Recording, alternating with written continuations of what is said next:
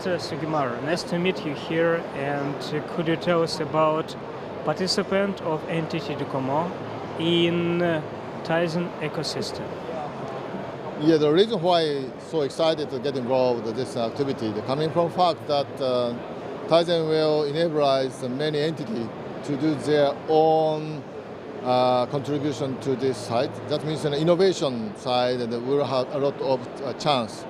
Because TIZEN based on open source, that means you might know that in open source world, no one knows what will happen next. But in such kind of very rapid changing industry, we need to have such kind of freedom area where we can, or everyone can contribute to make a next value of the mobile, but not only mobile, but on the wearable or related devices such as DTV, or I heard that there is someone thinking about the utilization of TIZEN at the refrigerator also. So, and in such area, if we can provide such freedom to contribute, freedom to use, and freedom to innovate, I think we can exactly make a huge contribution for the end users, the variety kind of service we can have, and also through such kind of service, NTT DoCoMo can have rich ecosystem to support, not only just supporting mobile, but also the peripheral devices also. That is the reason. You mentioned about open source community, open source ecosystem, and does it influence on the price of smartphone? Are you asking about the relation with the price and open source? Oh. Okay. You might know that in this industry, it became very famous at open innovation, where we can share some core value among this industry. That means the cost to make core value of this industry very small, and the differentiation part, we can concentrate our investment. And this core part, we can utilize open source as is. That means open source will contribute to share the value among industry. So this is the huge distinction between just developing all the source code by just one company. But this industry, the open source, enables us to share the cost and also the knowledge to improve the software. This is the reason. Okay, thank you. So, how do you benefit from TIZEN ecosystem, TIZEN operation system as a carrier? I hope so, because we have not yet launched the product. Okay, I see. Yeah, and but at least up to now, as a member of the TIZEN Association, we can collaborate and to think about the next business chance through members. At least we can, in such kind of regard, we have already had a benefit. But ultimate benefit will be through the business. So that is just the beginning. Okay. Yeah, so I have a huge expectation for the future. Existing development. What now? What now happen? Okay. Seeing the believing. Maybe in this TIZEN booth, you can see the several kind of development, and some devices have already put in the market. For example, TIZEN camera. Okay.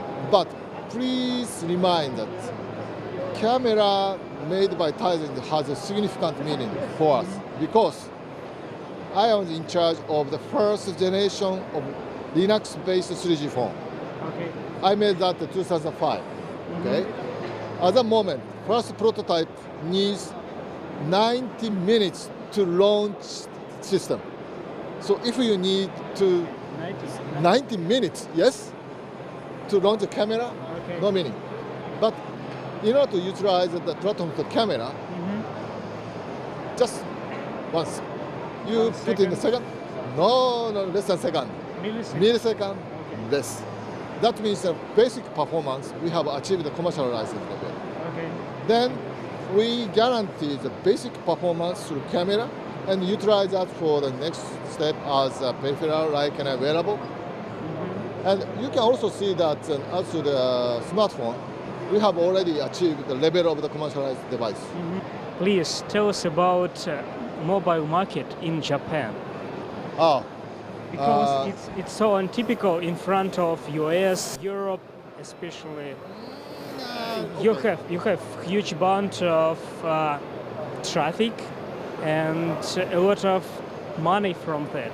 In spite of Europe, for example, there is existing voice and something like that. okay. Also, the trend about the voice and data, this is very same as to the other advanced countries. However, market situation, the share situation, if you wish to buy the cheapest smartphone in Japan, what will you have? Please. It's iPhone. Okay. iPhone the cheapest one? Yes. Really? Yes. With subsidy. Okay. Yes. So the market situation is completely different from the other type of the countries. Japan is very, very special. Yeah. Other countries like China or European countries, iPhone is the high price. Android everywhere, iPhone in Japan. Okay. Yeah. So, but how do you monetize? Yes, increasing in data. How? Oh, okay. This is not special. So I think one is exactly the good service, and as an NTT DoCoMo, for example, we have the plan to provide the service which can run not cross the device. This is the concept, and the good service will be the source of the revenue. This is NTT DoCoMo's belief, and many operators trying to find out a good way to make such kind of money. And some operators think that no, don't think about that. Okay. Just being a good dump pipe might be the just. Yeah. So it depends on the operators as the strategy. So what about ARPU? Is it decreasing or increasing? ARPU, data ARPU. I think that ARPU in Japan market is flat, and you should increase by introducing new services like digital services, new digital services. For example, in Japan, we have a fixed rate for the data service. So even though you utilize the data more, price is the same. Okay, but for example, China, it's exactly if data rate, I guess, your payment will rise. So, so Japan is very, very, in this context also, Japanese market and the service, in some extent, very special, I think. But if the data ratio is going high, and if we just fix the price for the data, that becomes very, very difficult. So we sometimes try to utilize the side loading. Yeah, using some Wi-Fi or the internet. This is a real situation in the Japanese market. What about LTE Advanced on your network? Yes, but it's just begun. Okay, just begun. Yeah. So it's commercial using, yes? Yes. When did you launch it? We have already. So already? Yeah. So you can see the some. Yeah. Oh no. If you have some this LTE signal, yes. Okay. There is no LTE here. Okay, I see. Nice to meet you. Okay, and thank you again. It would be because we know a lot about mobile market in Japan, about success of NTT DoCoMo in LTE launching, about developing new services like mobile health. What other kind of digital services do you provide to not only just customers but not consumers? I mean business customers. Yeah, there are a lot, but I have never counted up. Yeah, but you asking about the B2C and B2B. Yeah. Okay. For example, we provide some services like in the business to have some location service or business accountant service. There are several types, many. And we can also sell some special type of the terminals terminals. Yes, also. Smartphones or in other It's up to our customers. Okay. If they wish to have utilized some smartphone, it's okay to utilize the smartphone to specialize, customized one. And that was very profitable. Okay. Yeah, in some extent. And the consumer device business is very difficult to make some money. Yeah, because we had in Japan we had a Red Sea. But as DoCoMo with the consumer service, we have a lot of DoCoMo service also as the application. They already use carriers cloud for some services. Yes. For example, DoCoMo's main service is carried out by a mail, but DoCoMo's mail utilizes cloud. So, for example, when I abroad, such as in such a place outside Japan, then from cloud there is no need to download all the content. I just download the title and select. But when I am in Japan, there is no need to have some pay a lot of data charge. Then automatically download. Okay. So it's very convenient, and also I can download that mail through personal computer because DoCoMo now utilizing the unique ID for each person. Okay. Are you expecting such new technologies like LTE broadcasting or LTE voice over LTE in Japan? Yes.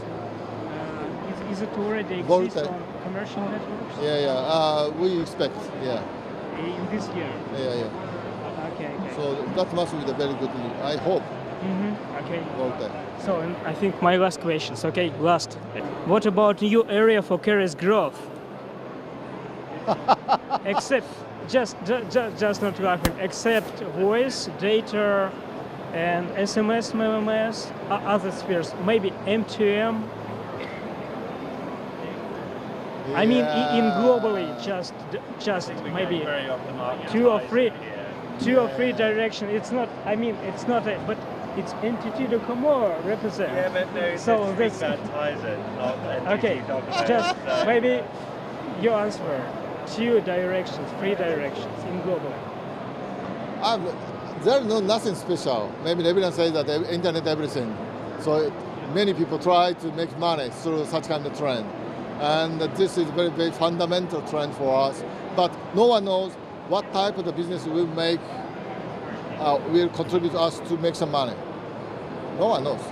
Internet everything, everyone says, I try to make everyone to connect it. However, what's the benefit? Now, everyone try to think. In the future, why not? I think very near future. So, and such kind of idea usually coming from very small company or small people. Okay. That is why TIZEN exists. Okay. Okay. Okay.